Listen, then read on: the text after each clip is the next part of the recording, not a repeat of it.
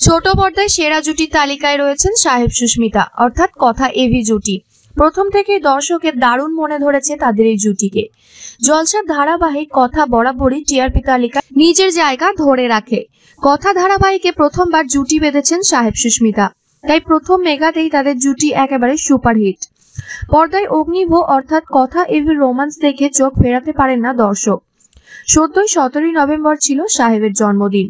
সেদিন সোশ্যালের পর্দায় একগুচ্ছ ছবি শেয়ার করেন সুস্মিতা এবং লেখেন, এই বছরটাও যেন সুখ সমৃদ্ধি ও আনন্দে ভরে ওঠে এই কামনাই করি।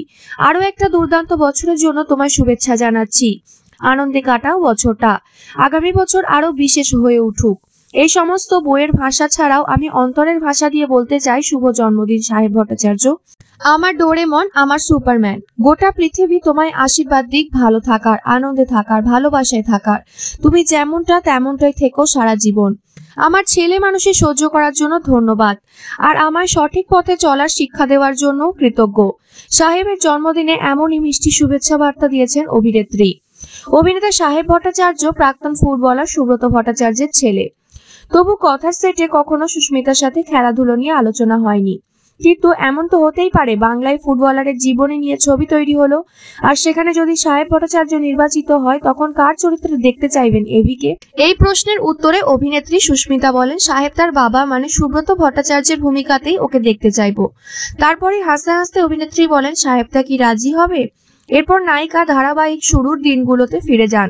বলেন, সাহেবদা অনেক অভিজ্ঞ, জুটি বাঁধার আগেই জেনেছিলাম, তাই লুক সেটের সময় ভয়ে ছিলাম, ওরে বাবা কি না কি বলবে, কত রাগী হবে, কত বকবে ভুল করলে। সেই সমস্যা প্রথম কিছুদিন ছিল। তারপর নায়িকা লক্ষ্য করেন তার নায়ক ভয়ানক নন। ব্যাস, ভয় যখনই ভাঙে তখন থেকেই রীতিমতো হাসি ঠাট্টা শুরু। জন্মদিনের রাতে সেটে একসাথে কেকও কাটেন সবাই মিলে। তবে রবিবার ছুটি, বিশ্রামে কাটাবো। নায়িকাকে জিজ্ঞেস করা হয়, এভিকে কোন মাধ্যমে বেশি দেখতে চান? নায়িকা হাসতে হাসতে জবাব দেন, এখন সব মাধ্যমই সমান। বিষয় আর অভিনয় এই দুটো আসল। সাহেবদাও এই দুটো বিষয়কে আঁকড়ে সব মাধ্যমে চুটিয়ে কাজ করুক আর সফল হোক। জন্মদিনে এটাই মন থেকে চান তিনি।